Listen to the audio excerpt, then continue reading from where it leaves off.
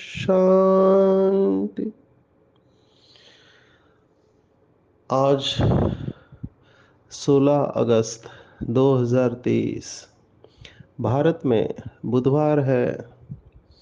Today is 16th August 2023 and it's Wednesday in Bharat. आज की मुरली का जादुई रहस्य स्वयं को प्रेरणा देने के लिए magical secrets of today's Murli for motivating the self. आज की साकार मुरली दो शब्दों के ऊपर है और वो दो शब्द है दूरांदेशी और विशाल बुद्धि। बाबा ने ये शब्द बहुत कम इस्तेमाल किए हैं और इनका अर्थ अलग अलग मुरलियों में बताया हुआ है। दूरांदेशी का अर्थ बाबा ने बताया है कि दूर देश में रहने वाला। जो गीत है मुरली का कि दूर देश में रहने वाला आया देश पर आए। तो दूर देश, सबसे दूर देश है परम धाम। तो परम धाम में रहने वाले शिव बाबा को याद करना, इसको बाबा ने दूरांदेशी कहा हुआ है। और विशाल बुद्धि माना ड्रामा के आदि मध्य अंत को जानना, जिसको बाबा ने कल की मुरली में भी कहा था त्रिकालदर्शी। तो ड्रामा के आदि मध्य अंत को जानने वाले विशाल बुद्धि होते हैं। तो बाबा ने आज कहा है कि दूरांदेशी और विशाल बुद्धि बनेंगे तो ऊंच पद मिलेगा। और जो बच्चे दूरांदेशी और विशाल बुद्धि नहीं बनते हैं वो शिव बाबा के कार्य में डिस्टर्ब करेंगे और डिस्टर्ब करने वालों को ऊंच पद नहीं मिलेगा। ये कनेक्शन है।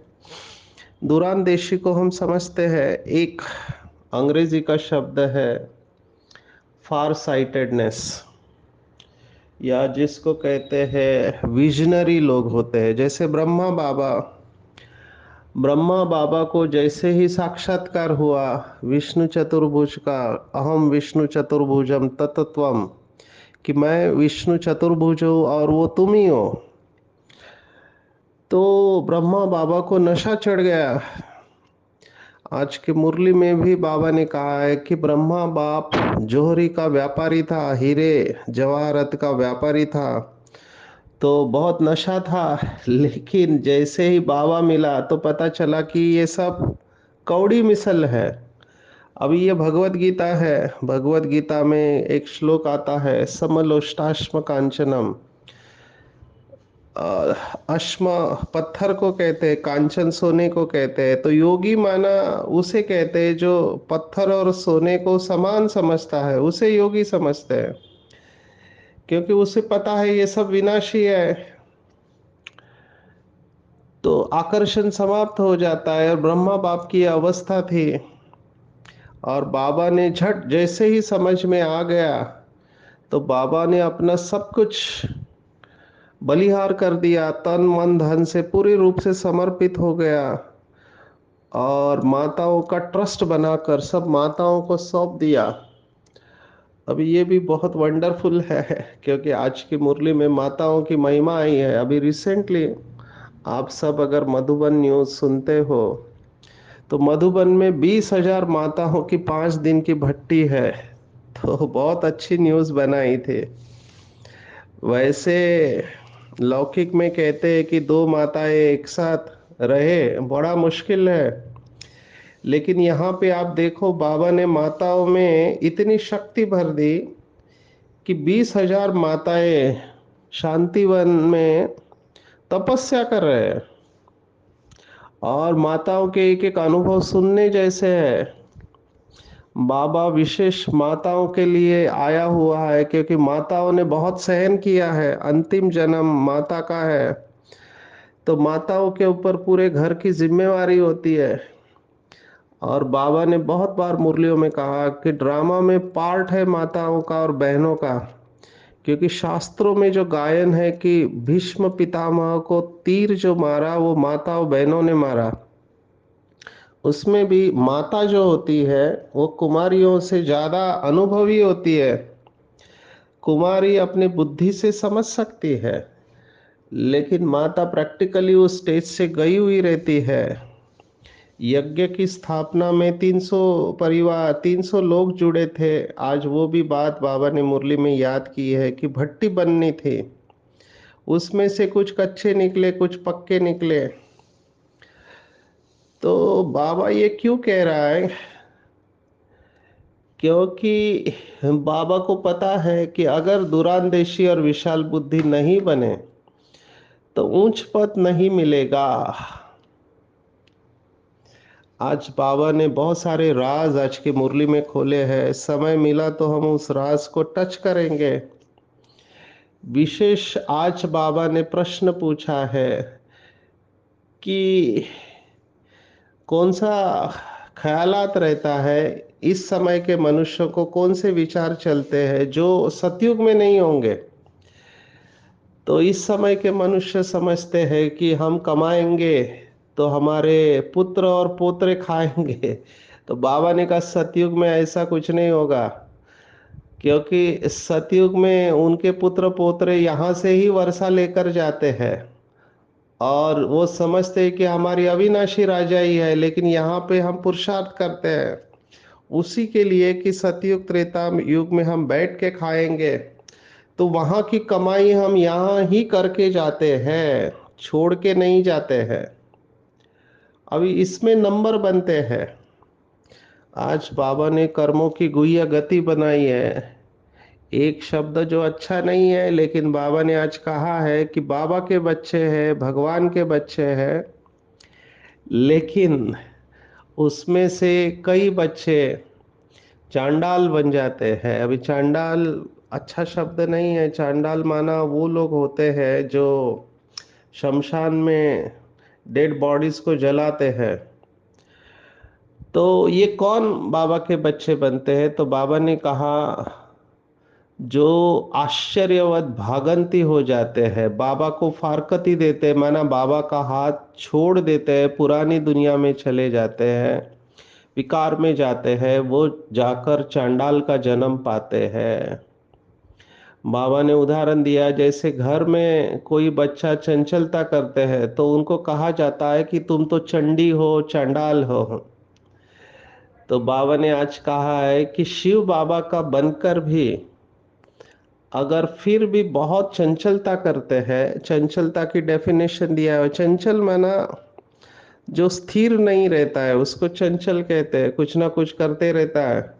बाबा की डेफिनेशन है चंचलता की, जो अवज्ञा करते हैं और सर्विस में डिस्टर्ब करते हैं तो अंत में चले ही जाते हैं। बहुत सारे ऐसे केसेस हुए हैं। ये सब देह अभिमान के वश होता है।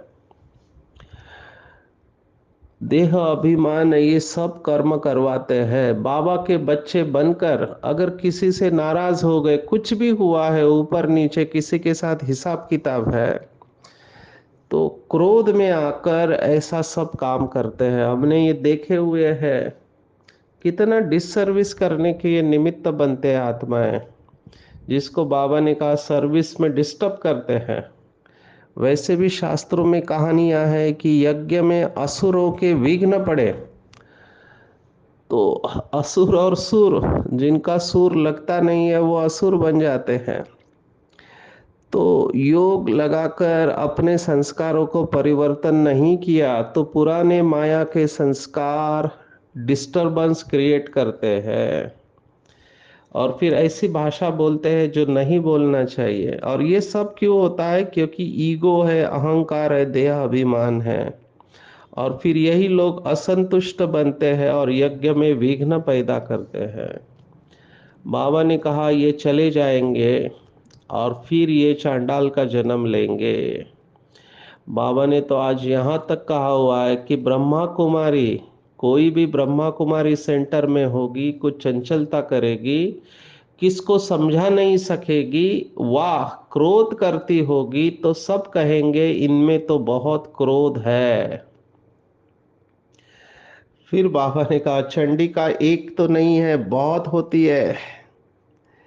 तो हमको चेक करना चाहिए कि मेरे संस्कार तो ऐसे नहीं है, मैं चंडिका के समान क्रोध तो नहीं करती हूँ, क्योंकि क्रोध से बहुत डिससर्विस होती है। मुझे याद आ रहा है बाबा ने एक मुरली में कहा था कि क्रोध ही सबको मारता है, हिंसा कराता है। क्रोध में आकर लोग क्या क्या नहीं करते हैं, बदला लेते हैं। और जो कुछ भी हम देख रहे हैं, कोर्ट में केसेस चलते हैं, ये सब क्रोध के वजह से ही होते हैं। और गुस्से में आकर फिर किसी को खत्म भी कर देते हैं। बाबा ने एक मुरली में कहा था क्राइस्ट को भी क्रोध ने खत्म कर दिया। भारत में भी इसकी बहुत सारी कहानियां हैं कि कैसे क्रोध में आकर लोगों ने खत्म कर दिया है, धर्म स्थापकों को खत्म कर दिया है। कोई अगर किसी धर्म का है, वो अगर दूसरे धर्म में जाता है, उसको भी खत्म कर देते हैं। माना कितना इनसिक्योरिटी है, देखो आप, उनको लगता है हमारे धर्म का अपमान हो जाएगा। आजकल तो मैं देख रहा हूँ कि धर्म की किताबें जलाने के ऊपर भी कितना रोष है। किताब जला दी तो उसके ऊपर मारामारी चालू है, एक दूसरे को मार रहे हैं, कहते हैं हमारे धर्म का अपमान कर दिया। अब ये सब होने वाला है, हमको पता है। लोगों की भावनाएं होती है किताबों में, अभी वो धारण करना ज्यादा इम्पोर्टेंट है। किसी व्यक्ति को खत्म करने से वो बातें हमारे अंदर धारण तो नहीं होगी। जैसे बाबा ने एक मुरली में कहा था कि श्री कृष्ण ही भले चलो गीता सुनाई मानो, फिर भी उसकी कहना तो मानो कि पवित्रता के ऊपर भगवत गीता कहते हैं कि काम महाशत्रु है, तो उसको भी कहाँ फॉलो कर रहे हैं। तो किताबें जलाने से वो धर्म खत्म नहीं होता है, या वो बातें खत्म नहीं होती है। लौकिक में भी कहते हैं किसी को खत्म करने से उसके विचार खत्म नहीं होते हैं। तो बाबा भी आज ये कह रहा है कि भले आप डिस्टर्ब क्रिएट करते हो, लेकिन किसके यज्ञ में आप डिस्टर्ब क्रिएट कर रहे हो, ये सोचो जरा। इतनी भी बुद्धि काम नहीं करती है।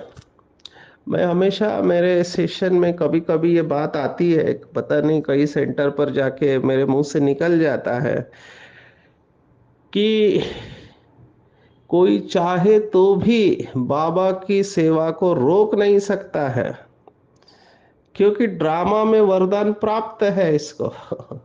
बाबा की सेवा बढ़नी ही है, आप कुछ भी करो।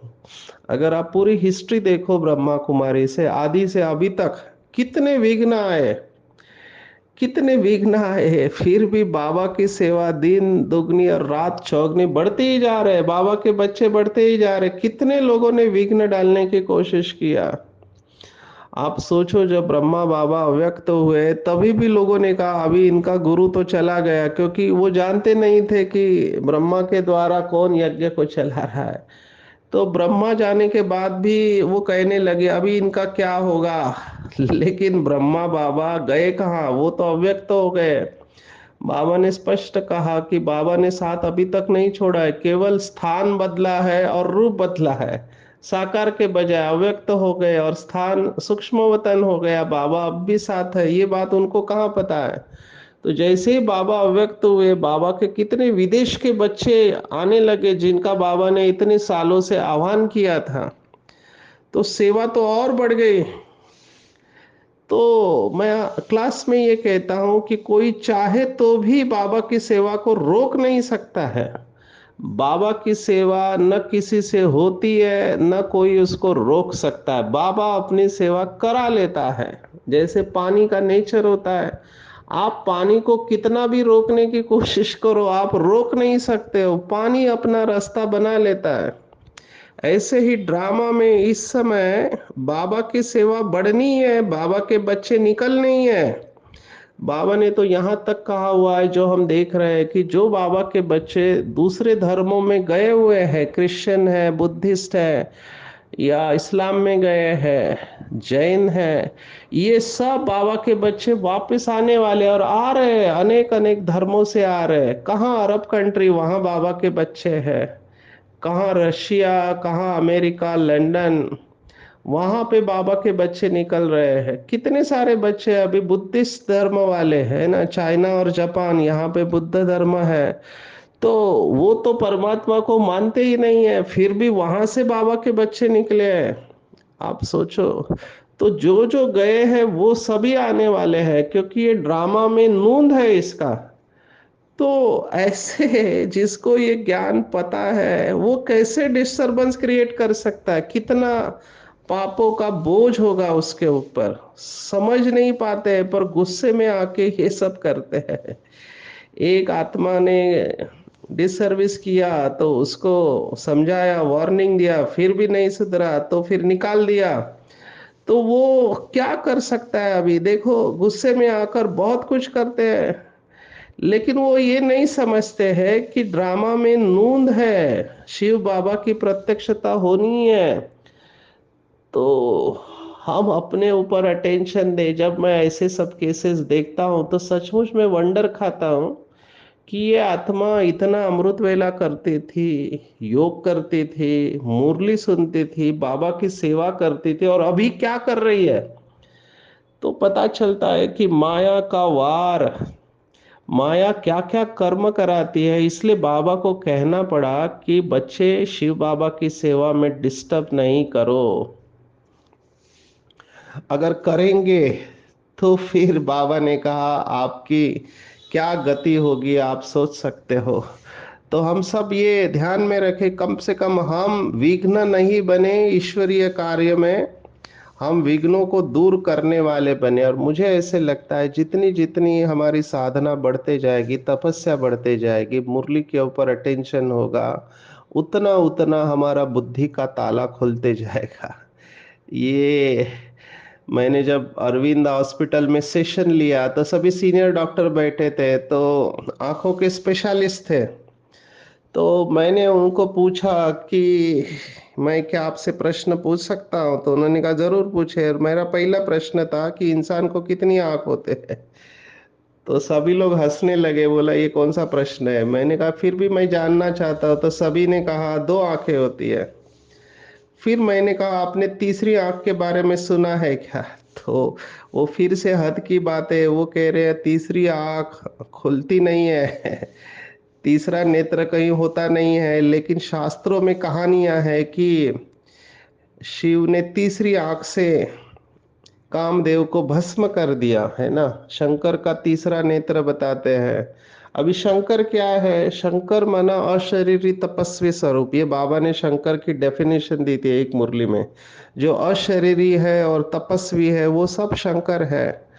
तो तपस्या में जब हम रहते हैं तो हमारे बुद्धि रूपी तीसरा नेत्र खुल जाता है। और तीसरा नेत्र जब खुल जाता है, जिसको बाबा ने शब्द दिया है त्रिनेत्री। तो बाबा ने आज की मुरली में कहा है कि चित्रों में देवियों को तीसरा नेत्र दिया है, लेकिन उनको तो तीसरा नेत्र है नहीं, हमको तीसरा नेत्र है। तो हमारी तीसरी आंख खुल जाती है। और फिर मैंने उन डॉक्टर्स को कहा कि रियलाइजेशन जो शब्द है उसका अर्थ क्या है? तो उन्होंने कहा रियलाइजेशन माना अनुभूति। फिर मैंने कहा रियलाइजेशन शब्द को अगर आप तोड़ दो तो उसमें दो शब्द है, रियल आइज। जो रियल आइज माना हमारा तीसरा नेत्र जब खुलता है तभी हमको रियलाइजेशन होता है। तब सभी को बहुत अच्छा लगा। तो ये बाबा कह रहा है कि दुरांदेशी माना जिनका तीसरा नेत्र खुल चुका है, और ये योगियों का अनुभव है।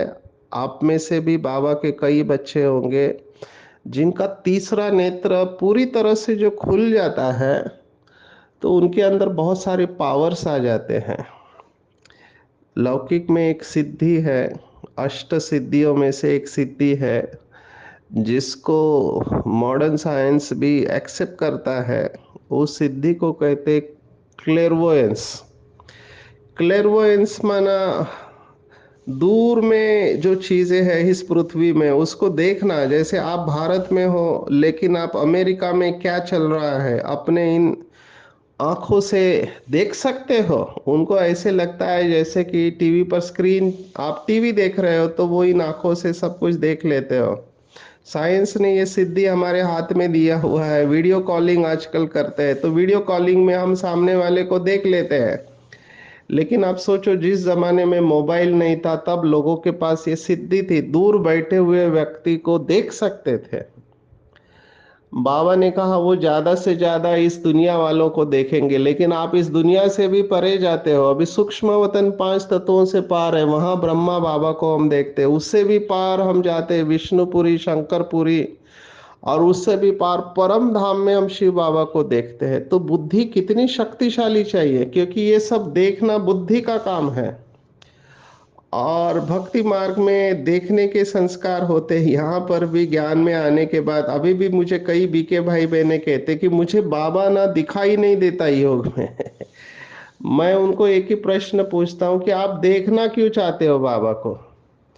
तो कहते हैं कि हम अनुभव करना चाहते हैं। तो मैंने कहा ये शब्द ठीक है कि देखने के बजाय अनुभव के ऊपर जोर दो, क्योंकि बाबा ने स्पष्ट मुरली में ही कहा है कि आपने देखा, समझो आपने लाइट को देखा लेकिन आपको अनुभव नहीं हुआ उसके गुणों का और शक्तियों का, तो देखने का क्या मतलब है? साक्षात्कार में भी आत्मा दिखाई देती है। जैसे मैं अपना अनुभव कई बार सुना चुका हूं कि मुझे बिंदी का साक्षात्कार बहुत बार होता है, लेकिन वो क्या है, झिलमिल होती है थोड़े समय के लिए, जुगनू जैसे चमकता है, फायरफ्लाई चमकता है, उससे फायदा क्या? थोड़े समय के लिए अच्छा लगता है, लेकिन उससे संस्कार तो परिवर्तन नहीं होते हैं ना। उससे शांति की शक्ति नहीं आती है हमारे अंदर।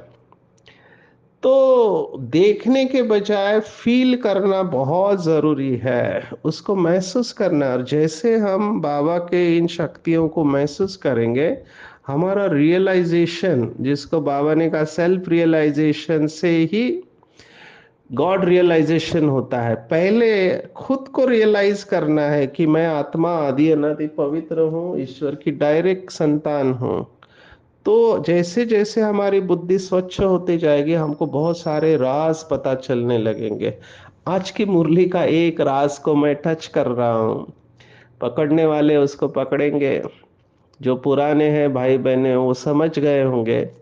जिन्होंने मुरली पढ़ी है, आज के मुरली में बाबा ने इसको इंटेलिजेंटली टच किया हुआ है।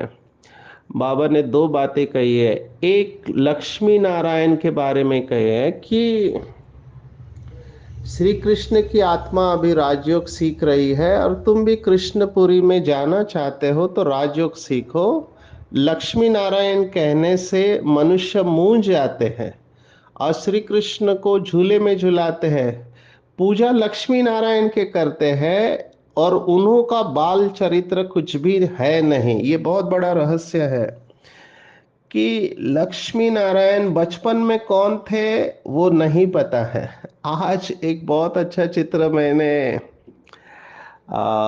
मीनाक्षी टेम्पल में जो स्तंभ है, 1000 स्तंभ, उसमें देखा। अभी उसका फोटो नहीं निकाल पाए क्योंकि वहाँ कैमरा अलाउड नहीं है। अब उस चित्र में क्या दिखा है कि विष्णु को शेष शैया पर लेटा हुआ दिखाया और विष्णु की नाभि से ब्रह्मा। ये तो कॉमन चित्र है, लेकिन उसमें इंटरेस्टिंग बात ये थी कि विष्णु का राइट हैंड है वो नीचे है और वो हाथ, उसके हाथ में फूल है और वो फूल शिवलिंग के ऊपर चढ़ा रहा है।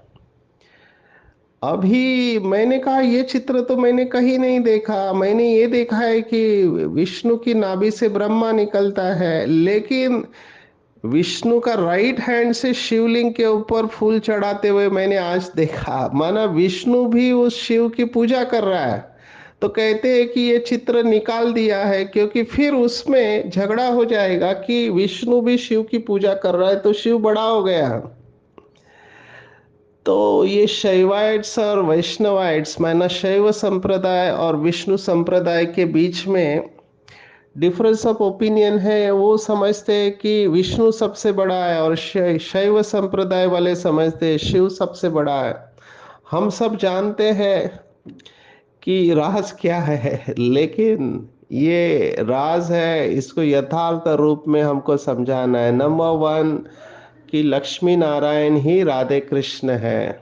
राधे कृष्ण का राज्य तो है नहीं और द्वापर में उन्हों की राजधानी का कुछ पता भी नहीं है। क्यों? क्योंकि त्रेता के एंड में जितने भी महल थे वो सब जमीन के अंदर चले गए। अभी भी बहुत कम बाबा के बच्चे जिनको पता है कि विनाश दो बार होता है। विनाश केवल कलयुग के अंत में नहीं होता है, त्रेता के अंत में भी विनाश होता है, तो सब जमीन के नीचे चला जाता है। इसलिए बाबा ने कहा द्वापर में उनकी जो राजधानी का कुछ पता नहीं है। ये सब समझने के लिए बहुत अच्छी बुद्धि चाहिए। बाबा ने बाद में बताया लिटरेचर बनाने में मेहनत लगी है।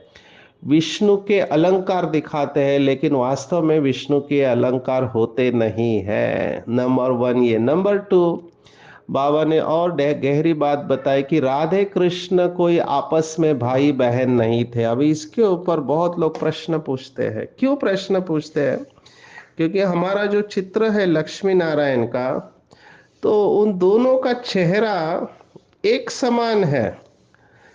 तो कुछ लोग कंफ्यूजन पैदा करते हैं और वो कहते हैं कि ये दोनों भाई बहन है इसलिए चेहरा एक जैसा है। जैसे बच्चों का चेहरा अपने माँ बाप के ऊपर जाता है, तो इसीलिए दोनों का चेहरा एक समान दिखाते हैं और कहते हैं ये भाई बहन है, और फिर ये आपस में शादी कर लेते हैं।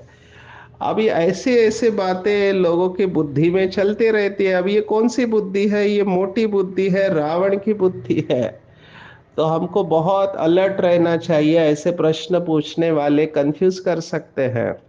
इसका अर्थ ये है कि दोनों के चेहरे चित्र में समान दिखाए हैं। इसका भाव ये है कि दोनों के संस्कार बाप समान थे, क्योंकि संस्कार के आधार पर शरीर मिलता है। तो दोनों ने ऐसा श्रेष्ठ पुरुषार्थ किया कि शिव बाबा को संपूर्ण रूप से बलिहार गए और बाबा को याद किया। इसलिए जैसा संस्कार वैसा शरीर। इसका भाव ये नहीं कि वो आपस में भाई बहन थे। बाबा ने तो स्पष्ट कहा ये दोनों अलग अलग राजाई के हैं। बाद में उनका स्वयंवर होता है और वो लक्ष्मी नारायण बनते हैं। तो प्रजा में जाने वाले मोटी बुद्धि समझ नहीं सकते, ये बाबा ने आज स्पष्ट कहा हुआ है। तो बाबा लिखते भी है मुरलियों में, ब्राह्मण कुलभूषण सिकिल दे स्वदर्शन चक्रधारी ब्रह्मा मुको वंशावली। क्योंकि ये सब अलंकार हमारे हैं, हम अलंकार धारी है। तो चेक करना चाहिए कि क्या मैं अपना समय सर्विस में सफल करता हूँ। जब तक जीना है तब तक पढ़ते रहना है। एक दो की ज्ञान से पालना करनी है। ऐसा कोई भी काम नहीं करना है जिससे बाबा की अवज्ञा हो। विशेष आज बाबा ने कहा कि अतीन्द्रिय सुख में रहकर सबको सुख देना है, यही मास्टर सुखदाता है। भगवान की महिमा है कि वो सुख करता दुख हरता है। मैं हमेशा ये कहता हूँ कि हम इतने ऊंचे ते ऊंचे बाप के बच्चे हैं, सुख के सागर के बच्चे हैं। तो जो भी हमारे संबंध संपर्क में आए उसको हमसे सुख ही मिलना चाहिए। आज एक माता ने प्रश्न पूछा, आप कहते हैं सबको संतुष्ट करना है। अभी पति विकार मांगता है तो उसको क्या संतुष्ट करना है? अभी ये बाबा के भोले बच्चे हैं, समझते नहीं है। कुछ माताएं ये करती भी होंगी क्योंकि पति नाराज ना हो जाए, क्योंकि पति परमेश्वर है। बाबा ने स्पष्ट कहा है कि सुख देने के लिए मर्यादा क्रॉस नहीं करना है। आज अशोक वाटिका का वर्णन आया है तो सीता का इंटेंशन अच्छा था कि ब्राह्मण है भिक्षा देनी चाहिए, लेकिन गलती क्या हुई, भिक्षा देने के लिए मर्यादा क्रॉस करके गई तो फिर शोक वाटिका में चली गई। ऐसे ही किसी को सुख देने के लिए मर्यादा को क्रॉस नहीं करना है। मर्यादा में रहते हुए श्रीमत के अनुसार ही सुख देना है। अगर कोई हमको दुख देता भी है तो हमको लेना नहीं है। बाबा ने कहा वो दुख देता है तो उसे परिवर्तन करके आप सुख दे दो, उसको भी सुखी बना दो, तब कहेंगे मास्टर सुखदाता। तो इंद्रियों के सुखों में नहीं फंसना है, क्योंकि इंद्रिया विनाशी है तो उनका सुख भी विनाशी है, अंत तो गत्वा दुख ही मिलने वाला है। तो ये तो बहुत गहराई में हमने देखा है, इसलिए मैं इसमें टाइम नहीं दूंगा। हमको सता अतीन्द्रिय सुख माना आत्मिक सुख में स्थित रहना है और अपनी एनर्जी को बचाना है, क्योंकि बहिर्मुखता का रस भी सुख देता है लेकिन वह एनर्जी को गवाता है। तो अंतर्मुखता के रस का कंटिन्यूअसली बाबा 3 दिन से कह रहा है, इसके अनुभवी जितना बनेंगे उतना योग अच्छा होगा, उतनी बुद्धि स्वच्छ होगी, उतने हम दूरांदेशी और विशाल बुद्धि बन जाएंगे, उतना हमारा सेल्फ रियलाइजेशन होगा, गॉड रियलाइजेशन होगा, विकर्म विनाश होंगे और हम ऊंच पद प्राप्त करेंगे। अच्छा, ओम शांति।